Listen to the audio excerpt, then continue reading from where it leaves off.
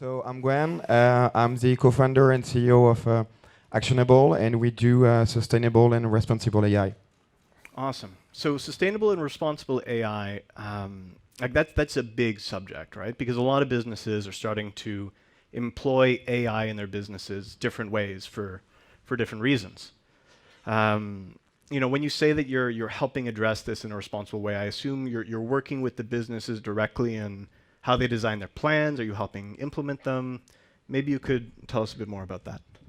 Yeah, sure. So what we do basically is we first help the executive to first identify the real business problems they have, and we start by the business problem, and we map it to a societal challenge. So let me take an example. For example, we work with a big cosmetic brand, and of course they have to produce their cosmetic, but they also want to consume less water, less energy, and so we have developed a piece of AI that is able to identify the molecules that are really less consuming in terms of water, in terms of also energy we need to transform it. And so we both have a competitive advantage because you can also explain it to the consumer, and of course it's much more respectful for our planet and our community.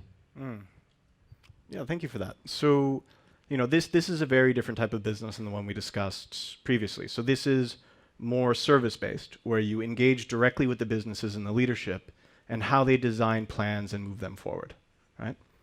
Yes, exactly. And sorry, I'm less fun than Eloi, and maybe because I'm a bit older. But it's fun inside. It's really fun. And maybe what I would like to share with you is how also it's important not only to build sustainable AI, but also to do it responsibly.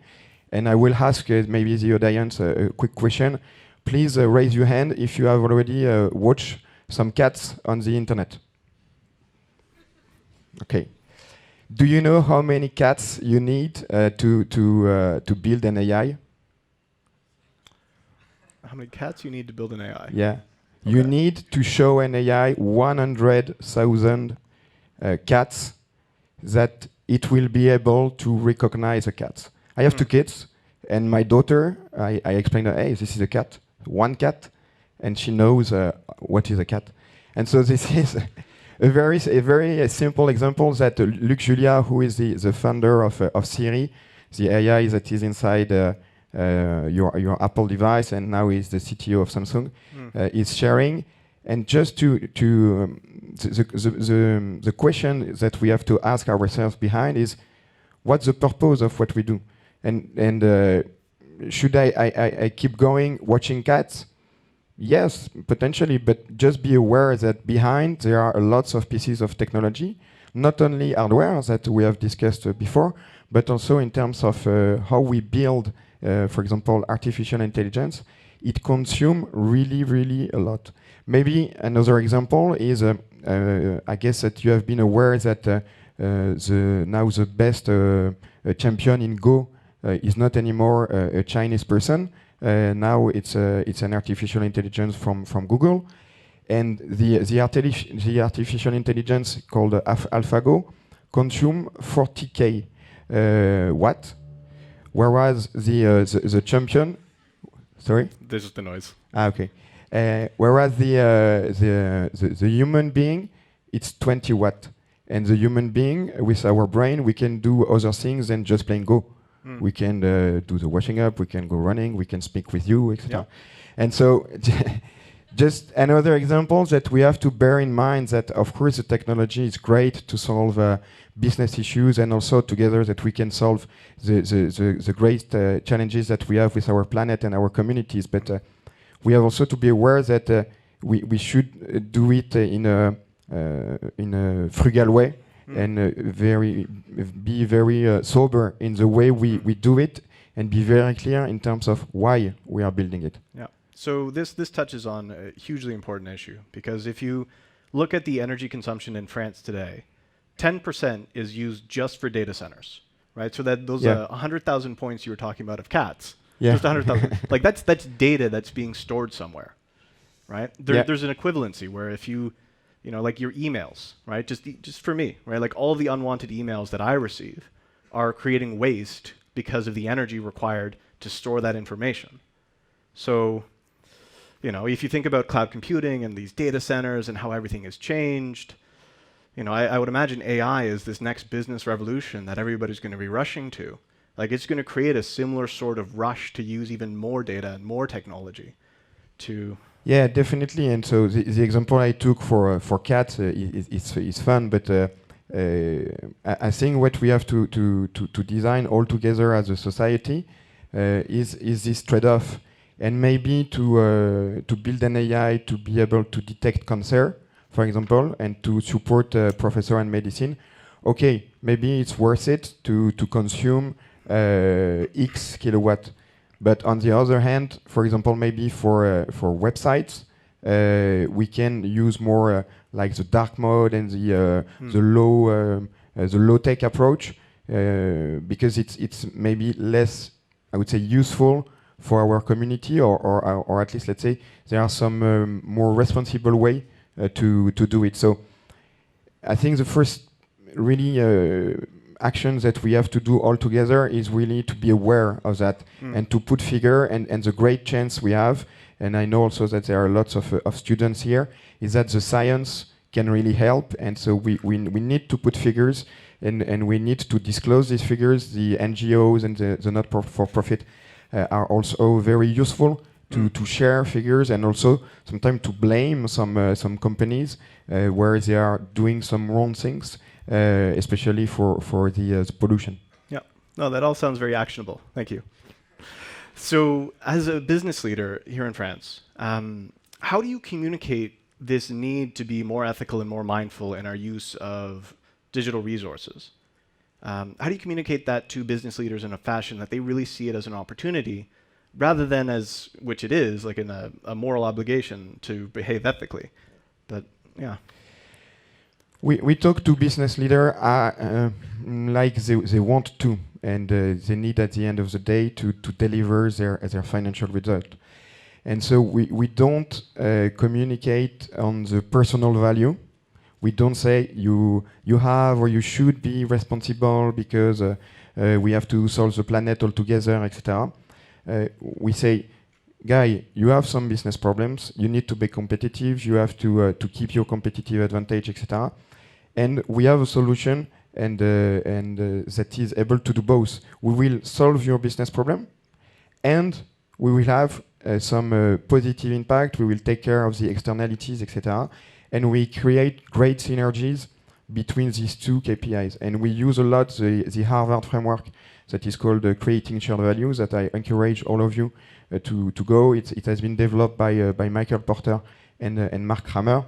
It's really powerful. It's proven to work. There are now more than 400 cases of large and mid-sized companies where they have put really the sustainability at the heart of their business model.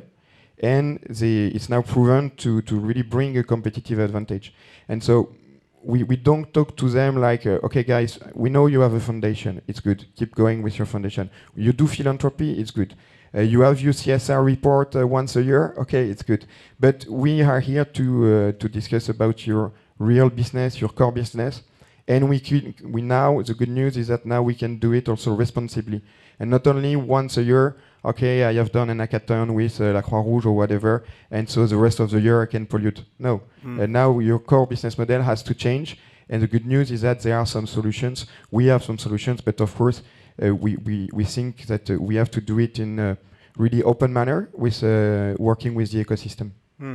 Yeah, I think that's a great way to put it, because this is a complicated system, right? Where business communities and restructuring for more ethical practices is going to cause transition issues where new jobs will be created, but jobs will also be lost, and retraining will have to happen.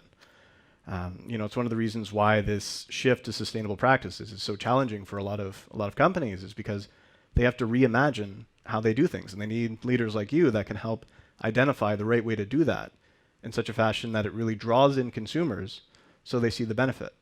I think earlier in the conference, Bertrand Piccard identified that there's always going to be, people who act first and then get rewarded for acting first, and then a means of punishing those who don't follow that good example. So moving on to the role of government, because I know with your business you work with a series of diverse stakeholders, right? Academics. How do you see the role of government in this sphere? Do you see it being very active, pretty passive? Any specific actions? I think in France and in Europe we have the chance to have some forward-thinking leaders in terms of government, and I'm not speaking about the French especially, but compared to the US, for example, or in some other countries. So I think, of course, the regulation has to follow. I'm always a bit cautious because we should not only consider it as a constraint, but more as an opportunity. And I think the biggest constraint is us, is you as a consumer. How can you put pressure, and how you can buy Fairphone and not anymore Apple, put Apple under pressure, and maybe they will buy Fairphone and transform their model or whatever. But we as consumer, as citizen, we have much more power in our pocket with our wallet, and we have to be responsible consumer, responsible citizen, to put pressure on our brand. And of course, the regulation will follow, but I'm just fearing that the regulation will be too late. We have only one planet. We have 10 years now to address the 17 SDG from the United Nations, sorry. So we have to do it now, and this is the topic of ChangeNOW. Yeah, that's exactly it. Thank you for identifying it so clearly. I think that's why we're all here, is because we want to know what is it that we can do now, and how can we act in the best way possible.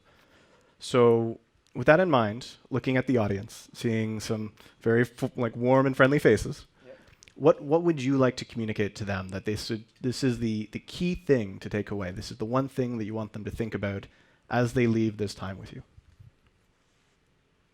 I would say put pressure and be active. As a student, put pressure on your professor that you have more sustainability in your curriculum, in your cursus, in your program. Now there are some really good frameworks that exist, and it has to be really in standard in all the universities, business school, and even at high school. And so we have to put pressure to make change happen. Wonderful. Thank you. So thank you so much for joining us. I know at Axionable... And we are also hiring, and we have a booth, and we are the yellow team. So just below the stairs, we are on the right. So please feel free, if you are a data scientist, if you are a data engineer, consultant, or whatever. We'll be more than happy to engage with you. Thank you again.